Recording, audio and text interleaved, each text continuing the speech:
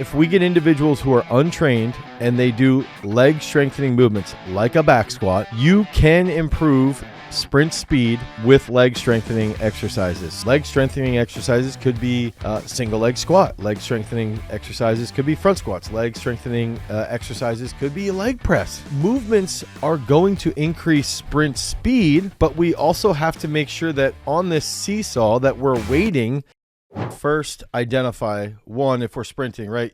There is going to be forces upwards of 5 to 6 times your body weight. So first, I think it's important to identify what type of strength do you need to sprint. Second, it's important to identify that what is sprinting, right? So some people need clarity over sprinting being done with an able-bodied individual who can use their legs for locomotion, okay, and use their legs for locomotion at higher speeds. And so if we can think about essentially moving from a walk to a jog, and if I remember correctly, I think a walk to a jog is happens around like 2.5 to 3 miles per hour, something like that. There's actually like literally numbers that are very sort of specific for humans to essentially go from that walk to a jog, and then from that jog to a run, and then a run to the sprint. So I think it's also important to look at and say, okay, you've got a jog, or if we're out jogging, we're going to be going pretty slow, like, 3 miles per hour, 4 miles per hour, somewhere along those lines. Then if we start running, okay, I'm going out for a run. Let's say we're running between 5 and 7 miles per hour. That's where you're definitely going at a quicker pace than a jog, but you're not actually sprinting. Then if we're sprinting, well, now we can think about, running upwards of like 17 miles an hour, right? That would be like a pretty aggressive sprint for most human beings, not counting the like world-class sprinters, but even then they would still essentially be sprinting, right? So moving at a rapid clip typically down track, down a runway, down a field, on a court, somewhere along those lines. So that's what sprinting is going to be defined as. And when we're sprinting at those higher speeds, and we identify those higher speeds, world-class sprinters will get 5.5 to 6 times ground reaction forces into their body. Somebody who's not as talented or not as fast might see forces that are 4.5 times their body weight. But in regards to those forces are going to be applied into the ground, and then we'll come back into the body, and we'll take this vertical energy, which then gets transferred into this horizontal locomotion. And that's essentially the easiest way to think about sprinting. So if we're looking at it from a strength perspective, we have to identify, I believe anyway, we have to identify a couple different factors. First, if we're looking at sprinting strength, okay? So what is a maximal action or a maximal voluntary contraction that we can get that will be applied to that rapid rate of locomotion? Then the next thing that we have to do is think about so we have a maximal voluntary contraction. Then we have to think about the timeline. Okay, so the timeline in which this is happening is ungodly fast if we're sprinting. Okay, so we have to think then in this timeline is going to be happening at very high speeds or happening at very short, time frames. So you'll have these very short time frames to apply a massive amount of force. Okay, so we have to factor that in. And then we have to look at, okay, what are supporting qualities that will provide the strength or provide the stability. And I actually like to think about it as providing the stability to enable an athlete to be able to move rapidly down the track or down a pitch or down a runway, whatever that might be.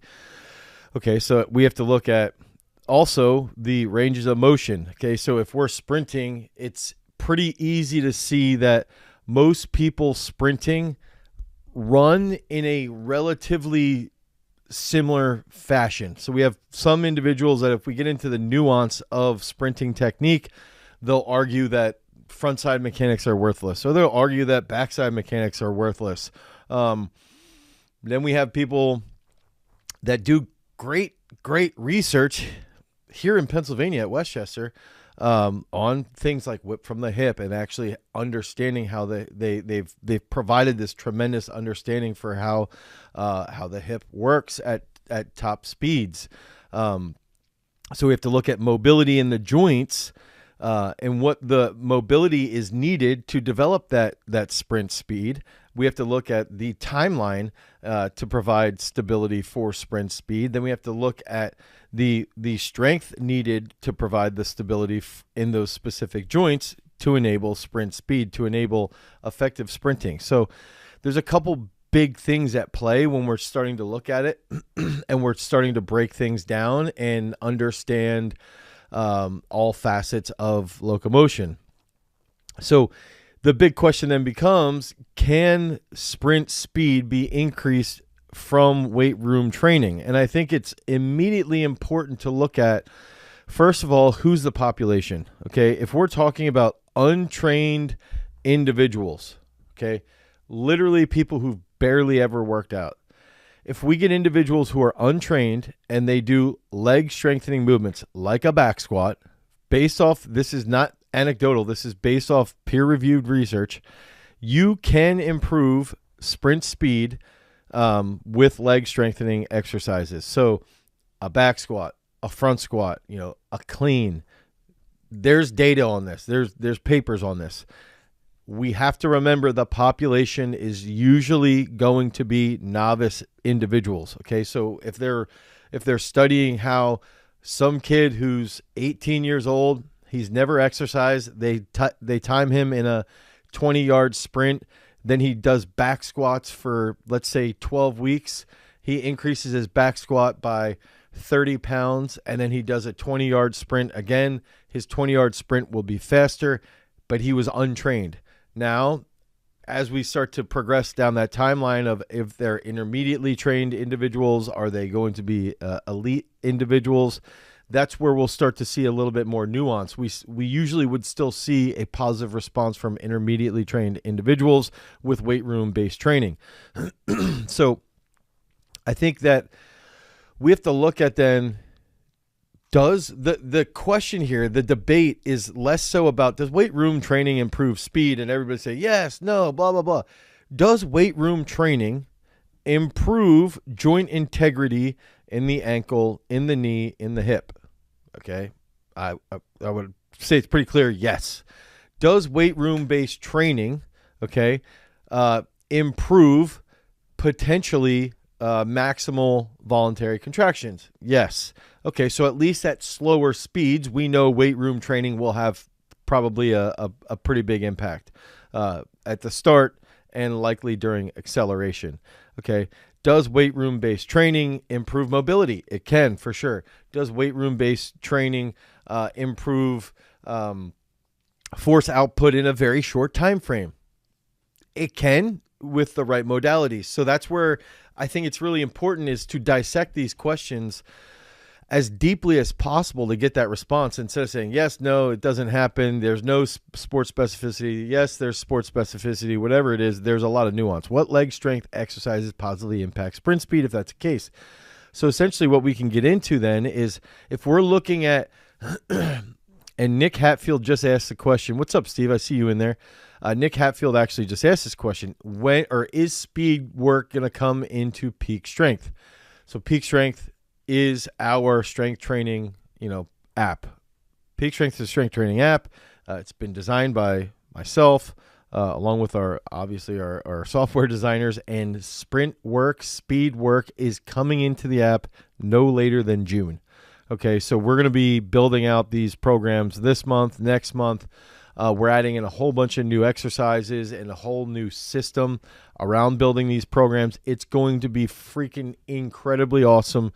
Some of the work that's going to go in on the back end is going to be super, super intense, and is going to be very in-depth, but it's going to be literally like how we use resistance-based training. You're going to have access to that. How we use unloaded training, you're going to have access to it, and things like that. So it's like, if we go back to this and say, what leg strengthening exercises positively impact sprint speed? In theory, we could say leg strengthening exercises could be sprinting with a sled, okay? Leg strengthening exercises could be single leg squat. Leg strengthening exercises could be front squats. Leg strengthening exercises could be a leg press.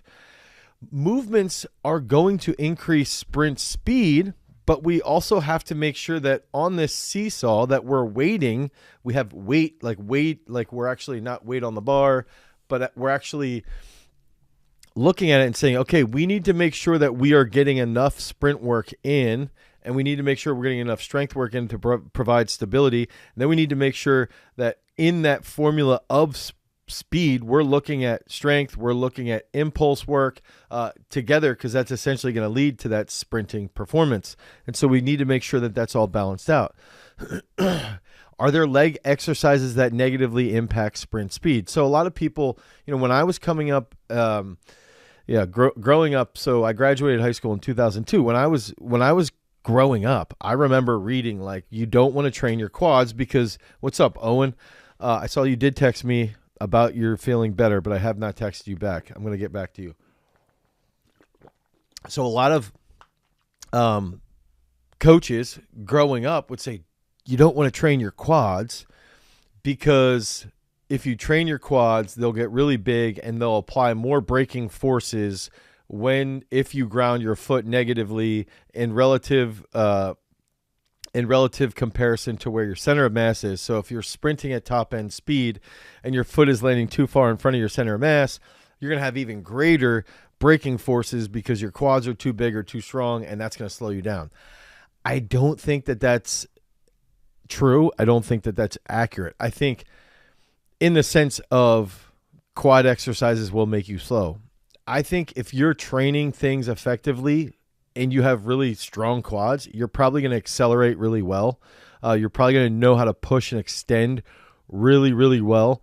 You're probably going to know, yeah, it did take my beard. You're going to know how to apply a massive amount of force very quickly with those quad strengthening exercises. And then we have to make sure that when we get to top end speed and we start rolling with things really well, there's going to be a very fine line of where we want that foot grounding. And in most cases, the foot will likely ground slightly in front of your center of mass, but we can't let it get too far in front of our center of mass because that's when we start collapsing forward and we're basically decelerating. There's sort of this gray area of where it can ground directly underneath us, maybe just slightly in front of our center of mass, depending upon the individual's mechanics and also their, how they're built. So those are some factors that we've got to bring into play. So are there leg exercises that negatively impact sprint speed? Maybe if we find that there's a movement that inhibits mobility or something along those lines, it can happen. Now, how do you program lower body strength for your athletes to increase speed? I think, again, this just goes back into identifying the ability of the individual and where they're at.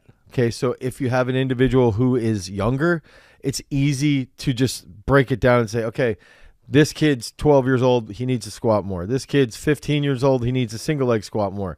Okay, now this kid's 16 years old, he needs to do more plyometrics. Okay, this kid's 17 years old, we need to do more resisted sprinting. Okay, this kid's 18, 19 years old, okay, we need to do longer sprints like 40 to 60 meters and try and pull up his acceleration because of what we're doing with those longer sprints.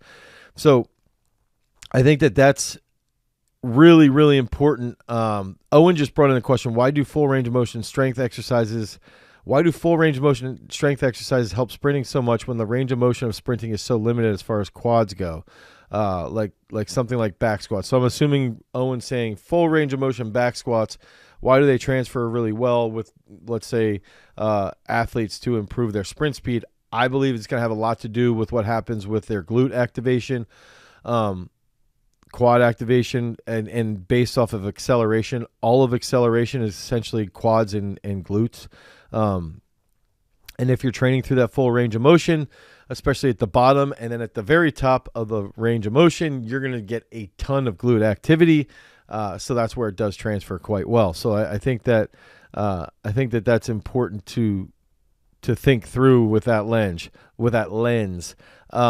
I think, moving forward, how do I program lower body strength for athletes to increase speed?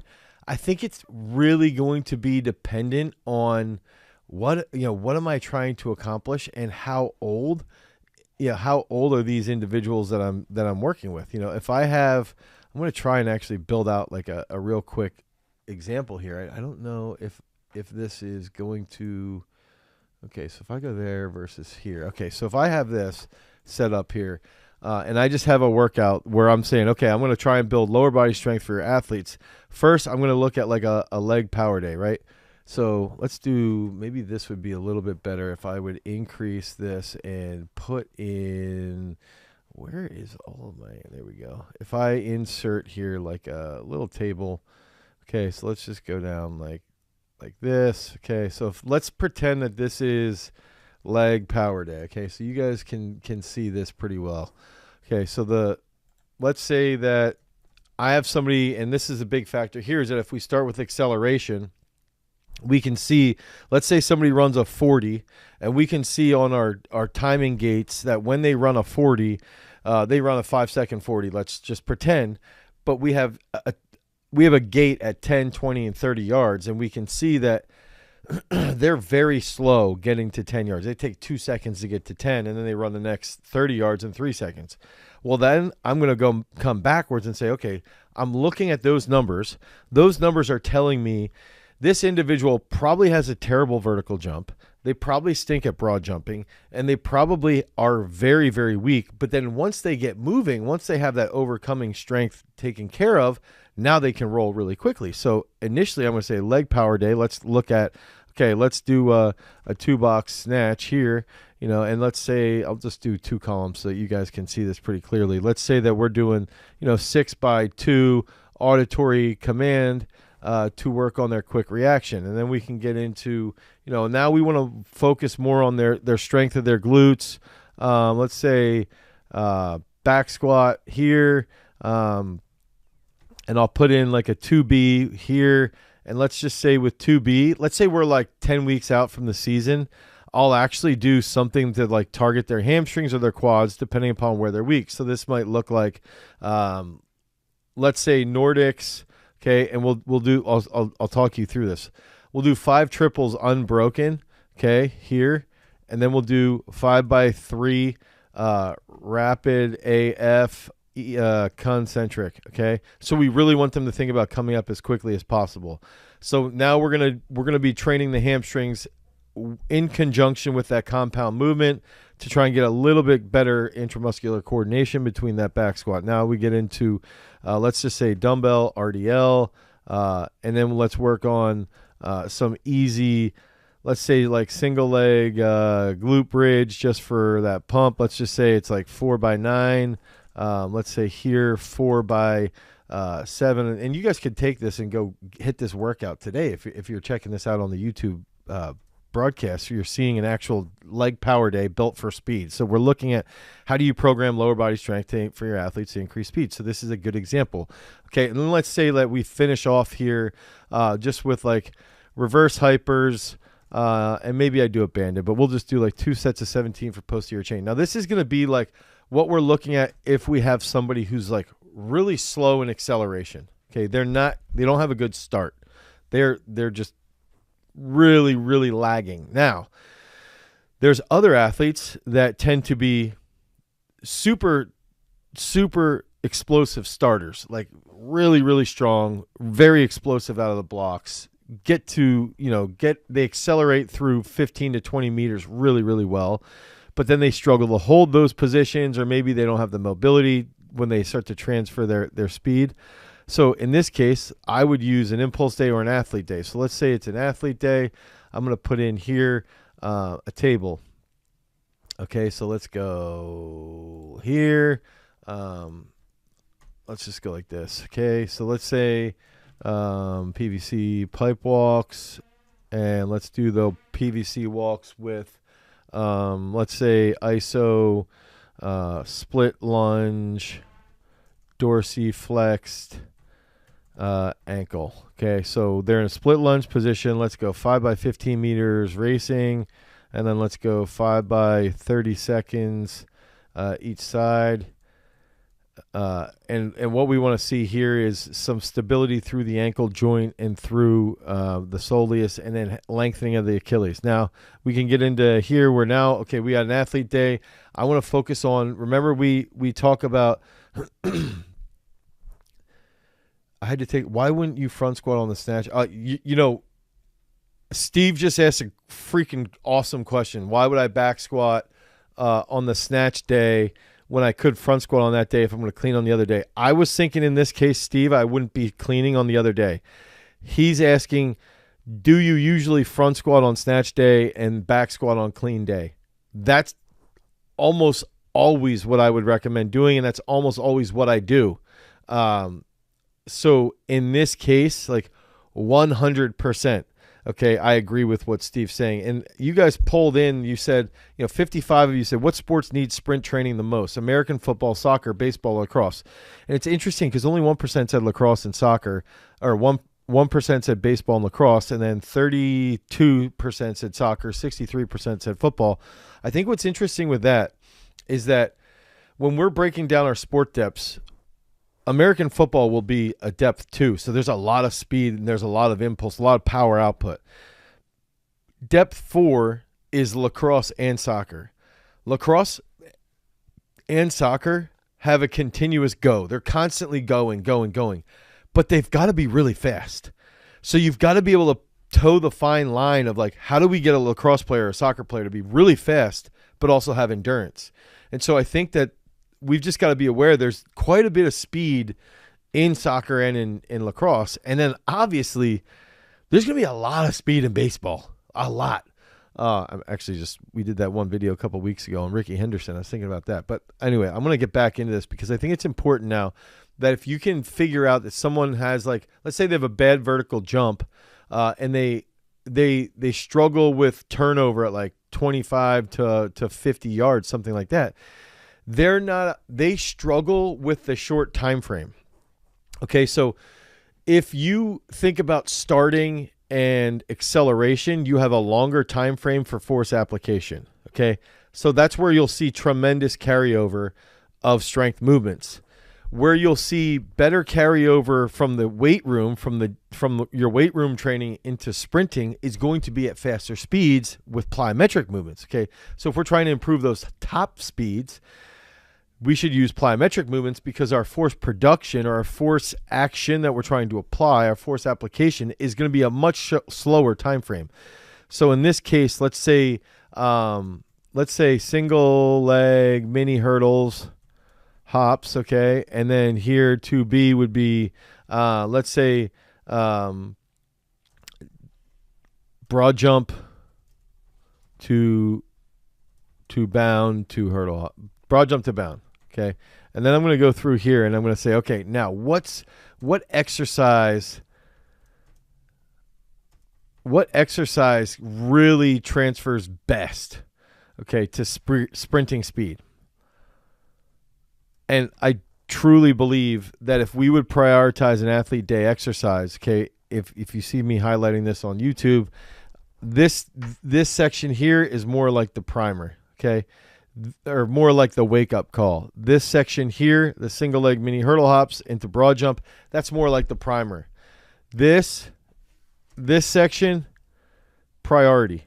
Okay, again, this is the stuff that you guys are going to see in the speed portion of peak strength, and this is how athlete days are currently laid out in peak strength. Okay, so keep that in mind. Now 4A, we would get into here. Let's just say we finish off with like stair jumps, and let's go like single leg reverse bands, just to help increase joint stiffness. So here we're doing like 5 sets of 3 each side, 5 sets of 1, 2. And then we would go into single leg broad jumps, and that's a priority. So I would try and do like 7 sets of 5 broads on each leg. And that's where you're going to start to see kids. If you can hit kids, if you get kids to go like broad, single leg, broad jump, single leg, broad jump. And obviously there's going to be a need for a progression here. So a kid that we have in 9th grade probably can't do a single leg broad jump. But what they can do, I'll give you the progression on the screen, is they could start off with something like a jump step up, okay? Jump step up.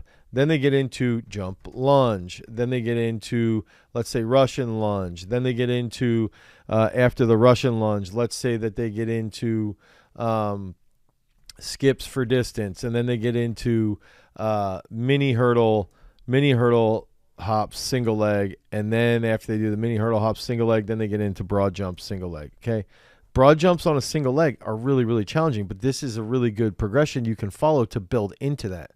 Okay, so this is how I would build out this speed day, this athlete day speed day, and then this is all done in the weight room. Okay, so this is training you to have a large amount of strength and to be explosive and to be strong and to react in short time frames. Okay, right here's 2 days that you guys could take and roll with. Jump lunges are absolutely freaking fantastic. Is the layout conditioned? People got decent sprint, fast running. Keith, I need you to reword that if you can, reword that. Owen just asked, when you do single leg mini hurdles, do you do them for distance or ground contact time and speed? I would prefer ground contact time and speed, and then slowly build up the distance with a priority still on ground contact time and speed, but making sure that that's being executed pretty quickly. Yeah, let me know if that helps. Okay, so I wanted to lay that out. I thought that would be an important, thing there for you guys to see. And then if I get back here, now I'm getting back onto going into discussion here. I had two. I had the vegetable ones. Jason just brought me some samosas because Indian food's my favorite food on the planet. Thanks, Jason. He was bringing me chicken samosas. Ironically, I love chicken samosas, but I prefer vegetable samosas, and I usually will judge a Indian restaurant based off of how dry their vegetable samosa is and what their crust looks like. Okay, I like a little bit crispier crust on my samosas. So there's a new spot about 10 minutes away that just came into town for Indian. Okay, so today was the first day I tried it. Vegetable samosas, if my tried and true hometown vegetable samosas that I usually get, if they're like a 9.5 out of 10, this place was like a 6.8 to a 7.2, which is a really good start. Not too dry with the vegetables. I prefer a little bit crispier crust, but it was definitely their vegetable samosas were definitely homemade samosas. So that's my analysis there.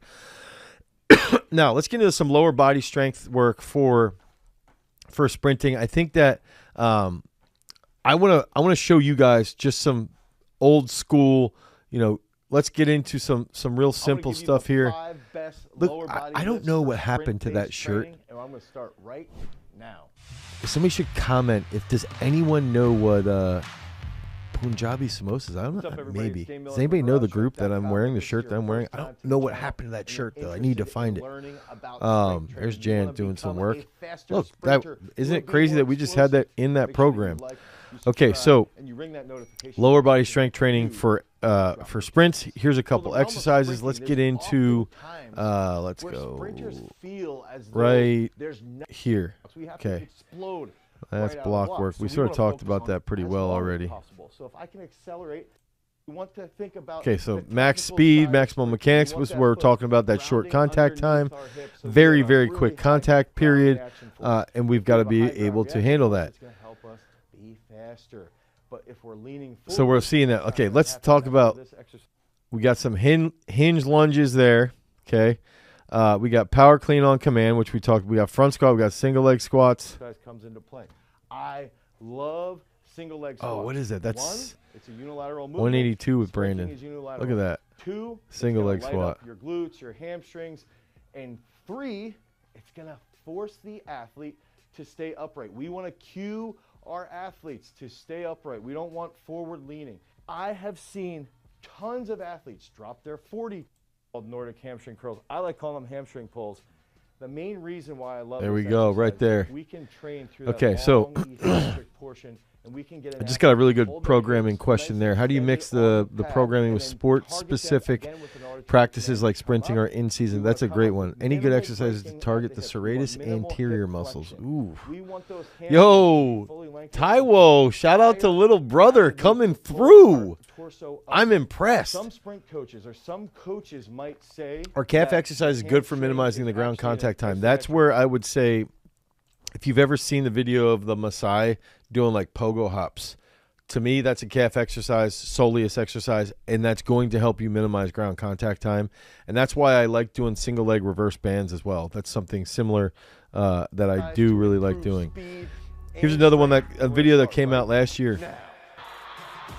Okay, so this one's last year. This is the best exercise for speed training. Did this with Cooper. Cooper had run like a 4.49 in the 40, running back at Syracuse. But it is the weight if they struggle with stability. And so this is one thing I've found with the single leg squats, and what happens here is a lot of individuals will say, they'll do a single leg squat and they'll be like, yo, it's not the weight, it's the balance. And the thing is, the reason why it ends up transferring really well to sprinting is that balance improves. And if it's balance is the problem, then it is the weight. Like, it's one of those discussions that I always have with athletes that's really, really unique. And the reason why we're showing you those single leg squats is that we're going to get into a paper that actually breaks down the Bulgarian split squat, the single leg squat, and what that means for sprinting. So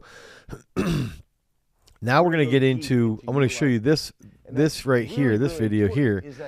We can start to talk about Olympic lifts for sprinting. Okay, so weightlifting derivatives for sprint speed. Skills can get honed in on, and if they're trained in the weight room, they can actually help crazy. the athlete perform a little bit. I had to have weighed like and so 260 back then. Understanding the competitive Olympic lifts, the variations of the Olympic lifts, and the reflexive Olympic lifts is going to be a key component behind laying out what are those top 4 key Olympic lifting variations that you can utilize to run faster. So coming in at that number 4 spot, we've got a power clean where we want to pause in the catch. And the reason why I really like to utilize must have been like peak power COVID clean time. Pause in the catch. Okay, pause in the catch. A dumbbell Boom. drop snatch to a box. This is one of my favorites. This movement is going. This is like one of those exercises that if you've got a guy that can back squat 550 and he still runs really slow, do this movement, do the dumbbell drop snatch, because it teaches you, I think it helps with the concept from Ken Clark, that whip from the hip concept. I think it really helps you feel that quick reaction.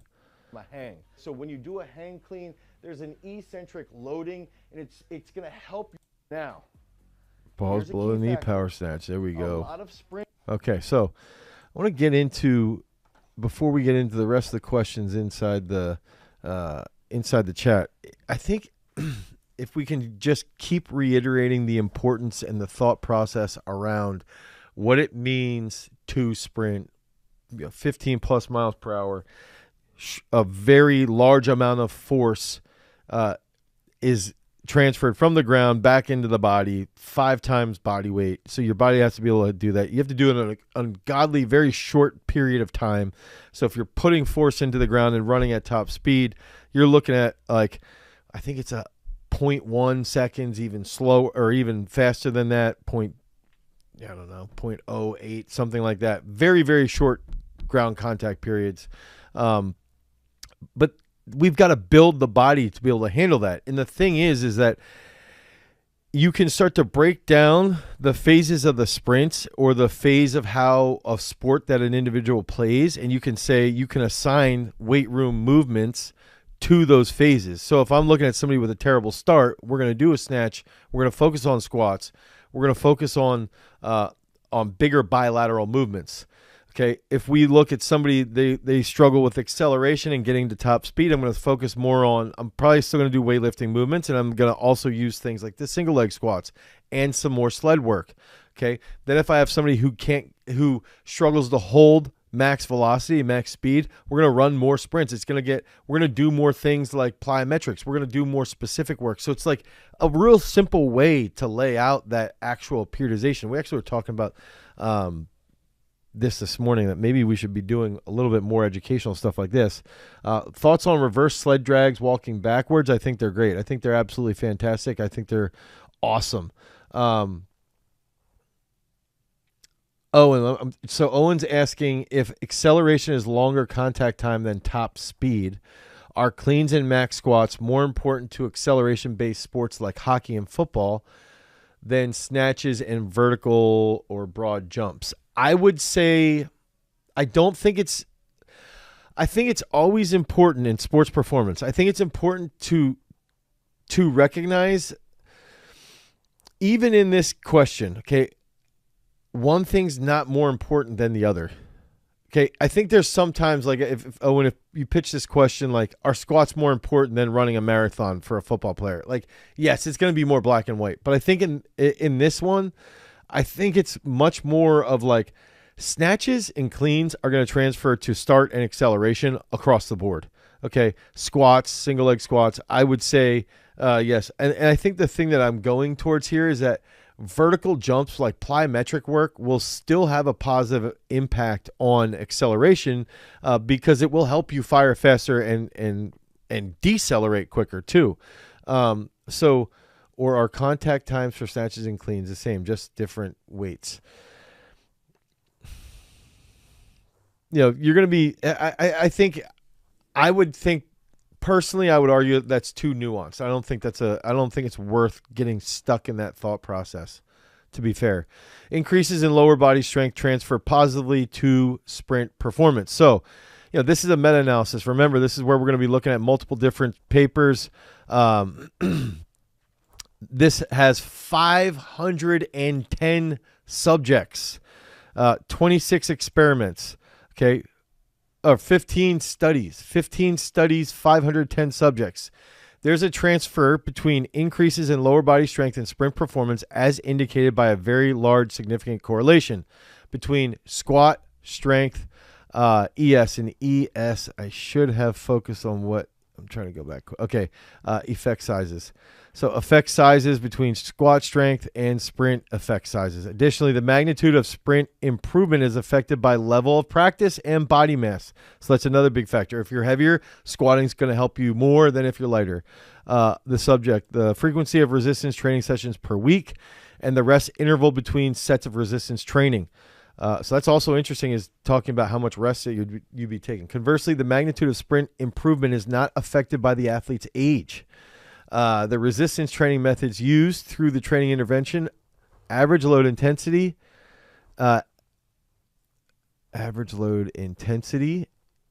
used during the resistance, number of exercises per session, number of sets per exercise, and number of repetitions. Wow, this is pretty freaking legit. Increases in lower body strength transfer positively to sprint performance based off 510 subjects and 15 studies. The magnitude of sprint improvement is affected by numerous subject characteristics and resistance training variables, but the large difference in the number of the effect sizes available should be taken into consideration, meaning there's a large difference in reasons why and the sizes why. The reported improvement in sprint performance resulting from resistance training is of practical relevance for coaches in sporting activities. So I think this is a big one. It's like, I think about, providing you guys this easy access to freak training, right? I gave you, we did that paper. We analyzed, or we're analyzing this paper. I gave you that program that you're using. It's like, there's a lot of people out there that'll say like, oh, if squatting is going to make you slower, or you don't need to lift to get faster. And it's like, dude, it's pretty clear that if you lift weights, you're going to get faster. That doesn't mean that you need to stop sprinting or you shouldn't do plyometrics. And that's the whole thing that we're trying to convey consistently with our freak training system with peak strength, is that we're building your body to get stronger, to handle the forces. We're doing plyometric work to handle the short contact times. We're doing impulse work to help with force application in a short period of time. And we're continuously improving the system, so much so that pretty soon you're going to have all the speed stuff inside the app as well.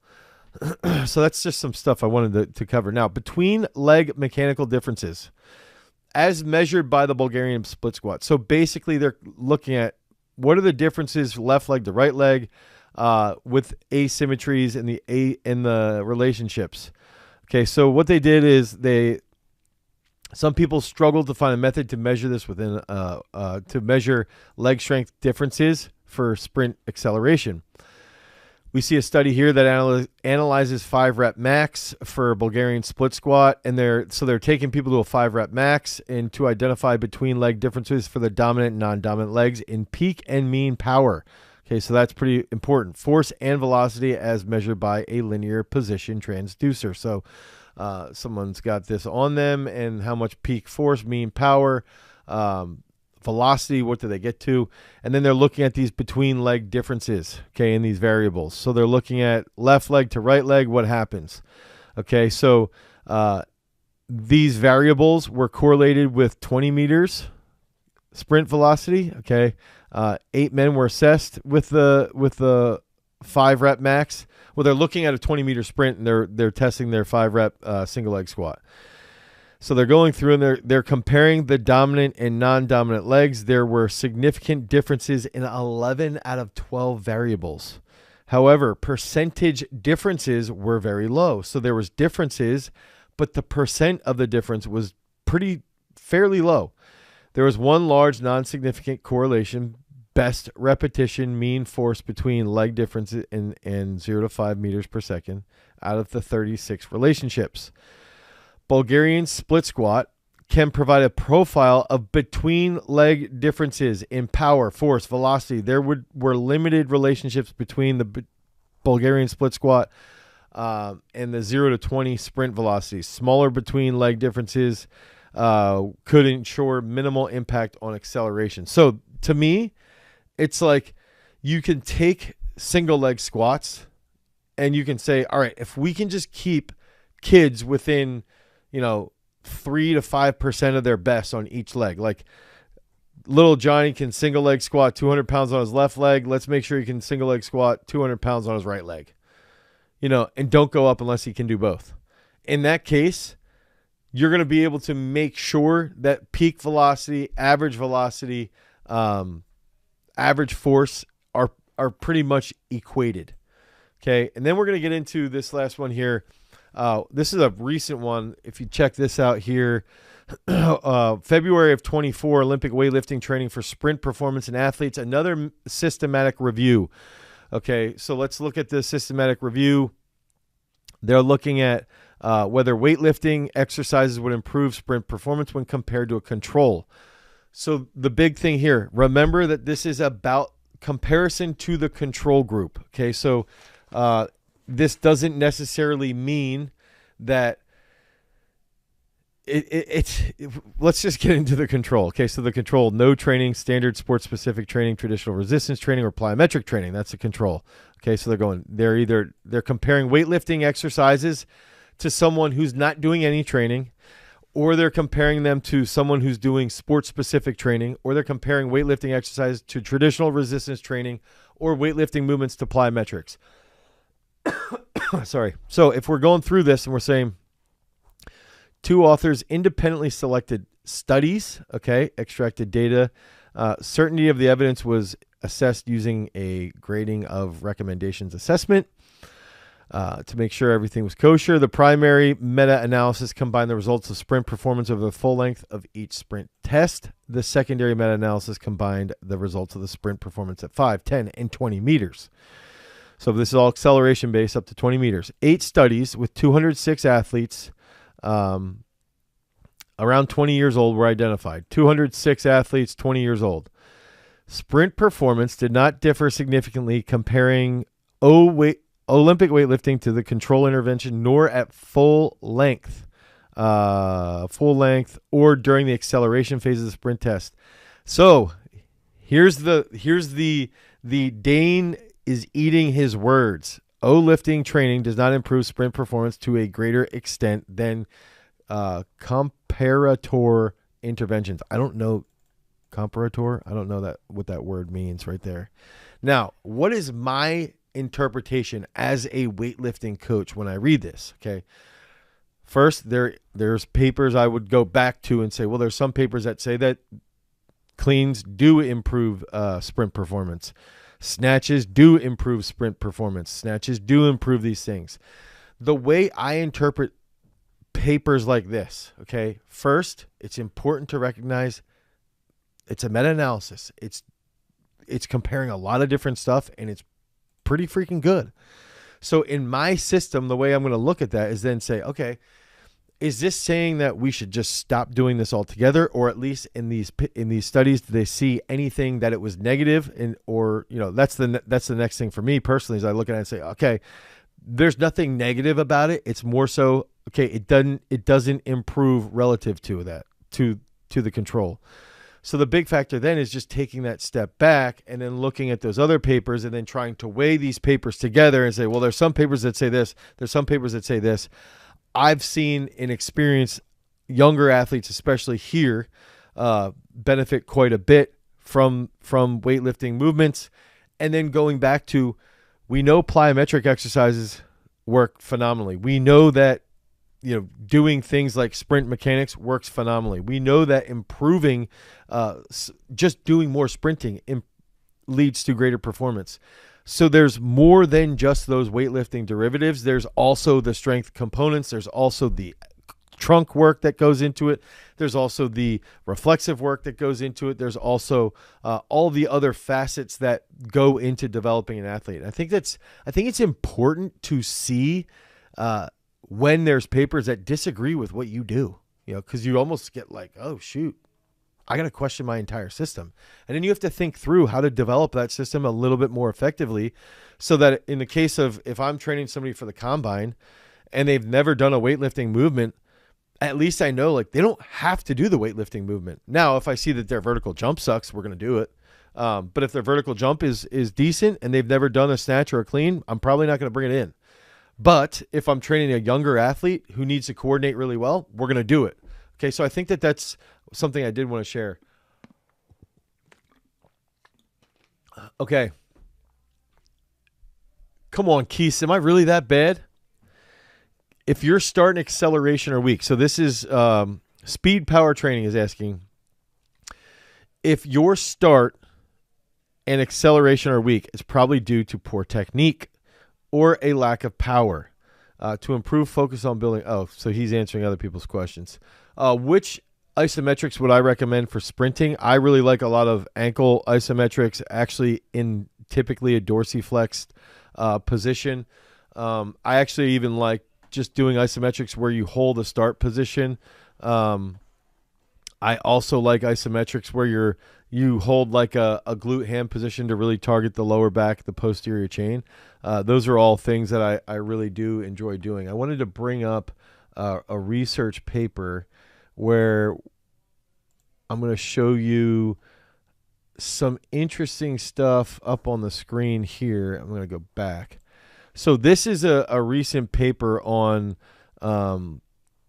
essentially where we're going to see a large amount of muscle tendon unit activation. So right here, muscle tendon unit activation. This paper here also just came out in May, actually this month.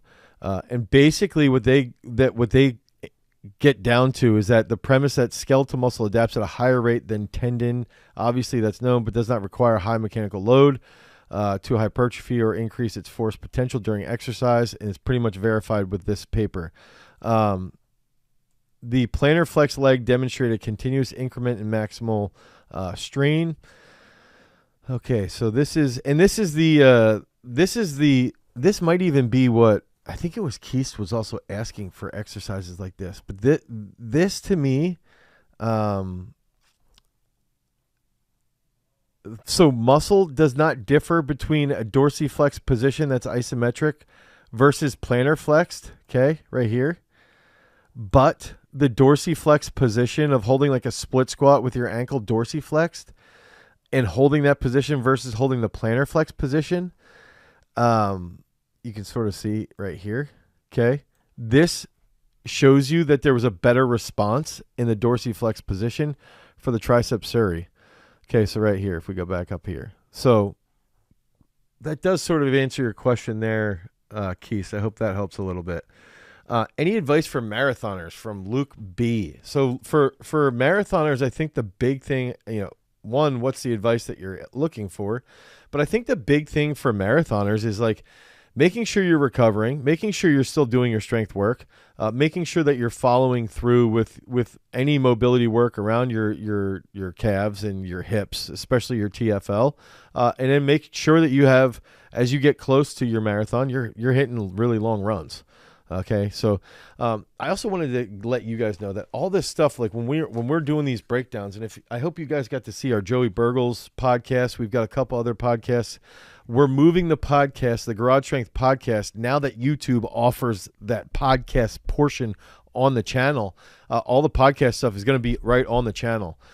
So that's going to be a regular thing. Make sure that you guys pay attention to that, or you subscribe to our podcast over on Spotify or on Apple Podcasts, because we're going to be doing a lot of stuff where we get super in depth with this, and we go through our training system and our training programming, and also how we apply this in real life scenarios, because I think it's pretty cool. It's pretty important. Earl is in the building. Oh, I didn't see Earl's question, actually. I'm going to answer Owen's. Should you always train lower twitch muscles with a slow pace? I think the lower back erectors are slow twitch. So, okay. So, Owen, I think that's where you can go sort of like back and forth. Jason, you're going to have to write that in there, just because we are going to be bringing back the channel members. So if you're part of the Garage Strength channel membership, you're going to start to get basically private podcasts with Earl and I, and then we're going to release them about 2 weeks later. So, but I want Jason to clarify that in the comments if he can, please. Now, lower back work. Okay, should it be fast, slow? There's a lot of research that shows that your lower back responds really well to longer duration sets. I would say like 70% of your training for slower twitch muscles should be longer duration. I think it's okay for like 20 to 30% to be at higher speed. Let me know if that helps. Now, I want to include high pulls in my program, but my arms seem too long for a snatch grip. How can I accommodate? I don't think your arms are too long. If Lasha and Ryan Krauser can snatch grip, so can you. What do you do if your acceleration is spot on? You get to max speed almost immediately, but don't ever really get going as to be fast from a max speed perspective. So let's say Earl's saying you get to like 17 miles per hour, but you just can't get to like 21. I think that's where Ken Clark has a couple papers, some that we've even researched, that we've reviewed here, where he sort of talks about acceleration will improve even from doing more top end speed work. So if let's just say you're running like 8 sets of 80-meter sprints, and you're taking like 5 minutes rest between those or something like that. Maybe, 5 minutes rest. In that case, you'll be training those qualities. As long as you have some technical decency, you'll train those qualities when you're running those 80-meter sprints, and you're going to improve your acceleration. So I would recommend if you accelerate very well, but then you struggle to maintain top speed, or you never really get to top speed, like your top speed is not that high, that's where I would do more top speed work. I would also, if you're experienced, possibly bring in some overspeed work, but there's a lot of around that. I would play around with it though. Arian saying, I just want to say thank you so much. I'm a beginner weightlifter. I got the best results by following your explosive strength for Olympic weightlifting exercises. Thank you so much, Arian. Thanks for tuning in. Thanks for following the program. Thanks for listening through with everything. Owen, so the podcast, or that'll start, I think it'll be Tuesday. Yeah, starting next Tuesday. Podcast will be live with questions for channel members. So essentially what we're looking for is a channel members can come in and they can pose some serious questions. Basically, pick my brain and Earl's brain, and we'll get down to it. How to avoid interference in a professional fighter who fights so often periodization is impossible. What I would do, this is for Haywood, what I would do is establish like days of the week that you would be doing specific tasks. So like, how many days a week can you do LSD work? How many days a week can you do interval work? How many days a week can you resistance train? Then you lay that out. Then you look at, okay, how many days a week when I resistance train can I do impulse work? How many days a week when I resistance train can I do endurance work? And then now you start building it out that way, and you try to follow a general model. And then if you have a fight coming up, you just drastically decrease some volume.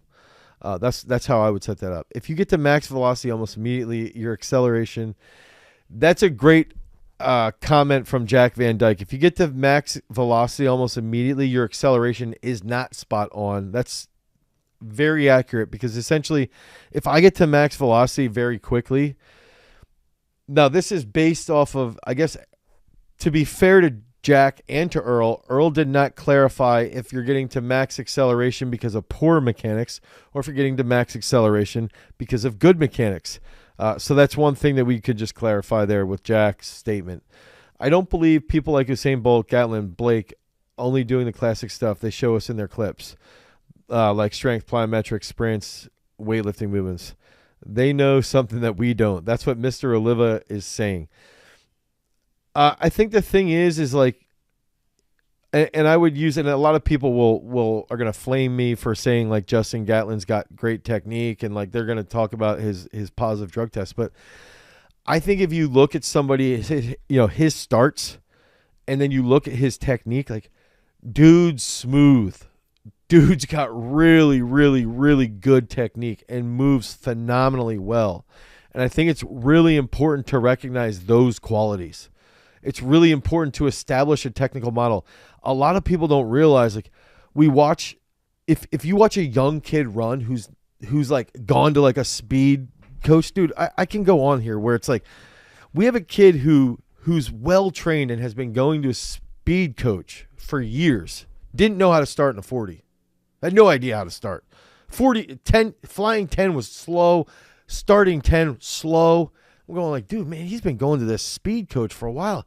Butt's lower than his head, and it's like off the start. It's like all you've got to do is, if you watch somebody like Gatlin and spend a little bit of time and clean up your technique a little bit, now you can take that strength, you can take that impulse capability, and you can apply it directly into whatever sport that you're playing. And you're never going to be as refined as those athletes, but you can at least move quicker. And I think the thing that we forget is these guys spent decades of their lives perfecting their craft and their movement patterns and sprinting at 200 meters down to 100 meters down to 40 meters back up. And it's like they spent so much time perfecting the craft in those different phases.